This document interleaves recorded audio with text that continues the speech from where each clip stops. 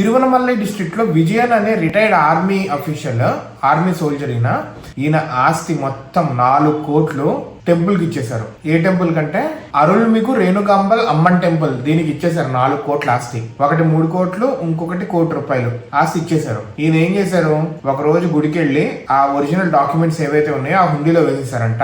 హుండీలు ఎప్పుడైతే లెక్క పెడుతున్నారో అప్పుడు వీళ్ళకి తెలిసింది. ఏంటా అని దీని గురించి విచారిస్తే ఆయన దగ్గరికి వెళ్ళి విచారించారంట. అయితే గవర్నమెంట్ వాళ్ళు ఏమంటున్నారంటే హుండీలో వేసినంత మాత్రాన అది గుడిదైపోదు, దీన్ని అఫీషియల్ గా ఆయన గుడి పేరు మీద రిజిస్టర్ చేస్తేనే అవుతుంది, లేకపోతే అవ్వదు అని చెప్తున్నారు. ఆయన అడగంగా ఆయన ఏమంటున్నారంటే ఆయనకి చిరాకు వచ్చిందంట.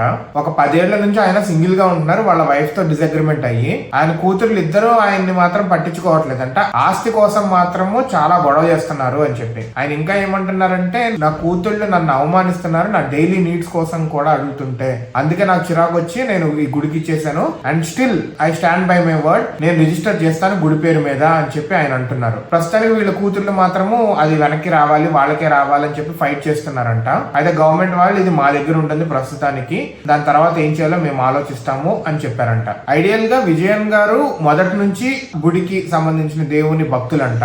సో ఆయన ఆ ఆస్తి మొత్తాన్ని, ఒకటి 10 సెంట్ల ల్యాండ్, ఇంకొకటేమో స్టోరీడ్ బిల్డింగ్, మొత్తం ఆ రెండింటిని కలిపేసి దానికే ఆ గుడికే ఇచ్చేస్తాను అని చెప్పి ఇంకా చెప్తున్నారు. చూడండి, ఆస్తి కోసం మాత్రము కావాలి, తండ్రిని మాత్రం చూసుకోవట్లేదు. సరే ఆ తండ్రి ఒకవేళ ఆయన మంచోడు అవ్వచ్చు, చెడ్డోడు అవ్వచ్చు, వాట్ ఎవర్ ఇట్ ఈస్, బాధ్యత పరంగా అయితే చూసుకోవాలి కదా. ఆస్తి మాత్రం ఆస్తి కోసం గొడవ పడుతున్నారు, సిగ్గుండాలి. ఆయన ఏమంటున్నారు, ఆయన బేసిక్ నీడ్స్ కూడా చూడట్లేదు అంటున్నారు. ఒకవేళ ఇదే నిజం, ఆయన చెప్పిందే నిజమైతే గనక దీస్ ఆల్ ఒక వీళ్ళంతా పిల్లలు ఇట్లా అని కాదు, వీళ్ళు ఒక రకంగా పారాసైట్స్ అన్నట్టే, వల్చర్స్ అన్నట్టే. ఇలాంటి వాళ్ళు ఉన్నా ఒకటే, లేకపోయినా ఒకటే.